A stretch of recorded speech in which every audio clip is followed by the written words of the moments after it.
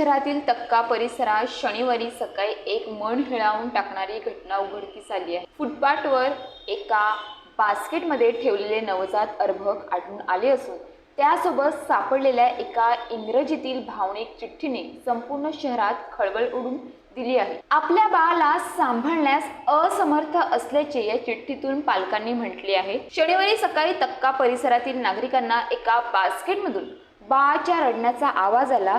त्यांनी आवाजाच्या दिशेने जाऊन पाहिले असता त्यांना बास्केटमध्ये एक नवजात बाळ दिसले। नागरिकांनी क्षणाचाही विलंब न लावता तात्काळ पनवेल शहर पोलिसांना या घटनेची माहिती दिली। घटनेची माहिती मिळताच पोलीस पथक घटनास्थळी दाखल झाले। त्यांनी बाळाला ताब्यात घेऊन उपचारासाठी पनवेलच्या उपजिल्हा रुग्णालयात दाखल केले। सध्या बाळाची प्रकृती स्थिर असल्याची माहिती रुग्णालय प्रशासनाने दिली आहे।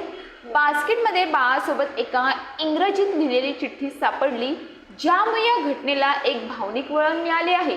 या चिठ्ठीत लिहिले आहे की, प्रिय सर मॅडम, आम्हालाही करावे लागले, यासाठी आम्ही मनापासून माफी मागतो। आमच्याकडे दुसरा कोणताही पर्याय नव्हता। आम्ही या बाळासाठी मानसिक आणि आर्थिकदृष्ट्या काहीही करू शकत नाही।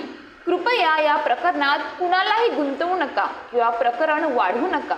आम्हाला जे काही सहन करावे लागत आहे ते या बाळाच्या नशिबी येऊ नये अशी आमची इच्छा आहे। आम्ही तुम्हाला विनंती करतो की तिची काळजी घ्या। आशा आहे की एक दिवस आम्ही तिला परत घेऊ, कारण आम्ही तिच्या जवळचेच आहोत। आम्ही दिलगिरीत आहोत। या चिठ्ठीतून बाळाच्या पालकांची बिकट मानसिक आणि आर्थिक परिस्थिती समोर आली आहे। मात्र अशा प्रकारे बाळाला सोडून देणे हा गंभीर गुन्हा असल्याने पनवेल शहर पोलिसांनी या प्रकरणी अज्ञात व्यक्तीविरोधात गुन्हा दाखल केला आहे। बाळाच्या पालकांचा शोध घेण्यासाठी तपास सुरू करण्यात आला असल्याचे पोलिसांनी स्पष्ट केले आहे। सकाळी दैनंदिन कामाच्या राऊंड मी तक्क्या गावात राऊंड मारत होतो। राऊंड मारता असताना तिथं पब्लिक गोळा दिसली तिथं। मग तिथं जाऊन मी विचारणा कसं केलं, त्यांनी सांगितलं की लहान मुलगी बास्केटमध्ये ठेवलेली आणि ती रडत होती। मग तोपर्यंत पोलिसांना आम्ही फोन करून कळवलं पोलिसांना की अशी अशी घटना झालेली आहे आपला, आणि त्यांनी तोपर्यंत येऊस तर बोललं, मग रडत होती मुलगी म्हणून उचललं।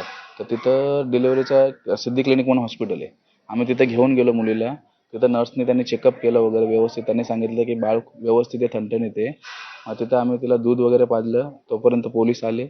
पोलीस आल्याच्या नंतर मग त्यांनी प्रोसेस करून आता पोलीस स्टेशनला आलो।